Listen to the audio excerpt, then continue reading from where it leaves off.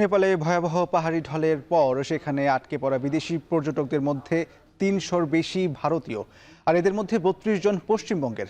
আটকে পড়াদের উদ্ধারে নেপাল সরকারের সঙ্গে সমন্বয় করে সব ধরনের প্রচেষ্টা চালাচ্ছে নয়াদিল্লি। বিস্তারিত জানাতে কলকাতা থেকে যুক্ত হচ্ছেন দীপক দেবনাথ। দীপক, নিখোঁজ ভারতীয়দের সম্পর্কে কি তথ্য আছে আপনার কাছে জানাবেন, আর ভারত সরকার কি কি উদ্যোগ নিয়েছে সেটিও জানাবেন।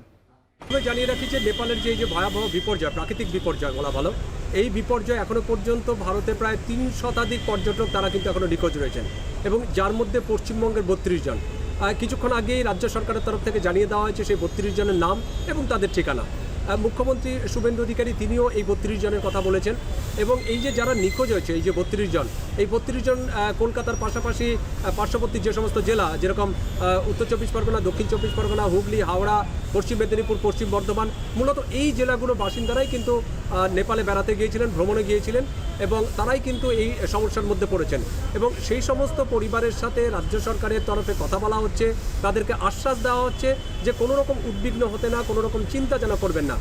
রাজ্য সরকারের তরফ থেকে তাদেরকে রেস্কিউ করে, উদ্ধার করে যাতে তাদের আবার ফিরিয়ে দেওয়া যায় বাড়িতে, সেটারই চেষ্টা করা হচ্ছে। এবং নেপাল প্রশাসনের সাথে, নেপাল সরকারের সাথে কিন্তু রাজ্য সরকারও নিয়মিত যোগাযোগ করে চলেছে, এমনকি কেন্দ্রীয় সরকারের যে পররাষ্ট্র মন্ত্রণালয়, তার সাথেও কিন্তু রাজ্য সরকারের যারা শীর্ষ কর্মকর্তা আছে তারা কিন্তু সর্বক্ষণ প্রচেষ্টা চালিয়ে যাচ্ছেন।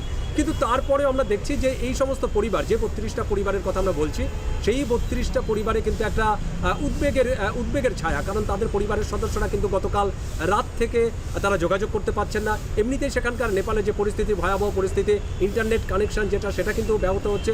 তো স্বাভাবিকভাবেই তারা পরিবারের সদস্যের সাথে কথা বলতে পারছেন না, এবং তারা বুঝতে পারছেন না তারা আদেও বেঁচে আছেন না মারা গেছেন, এরকম একটা শঙ্কার মধ্যে তারা রয়েছেন।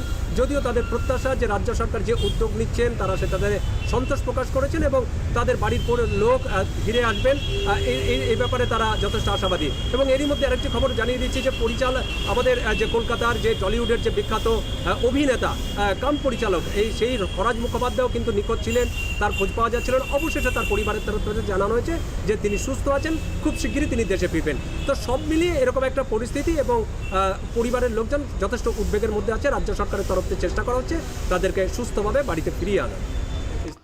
কলকাতা থেকে জানাচ্ছিলেন দীপক দেবনাথ।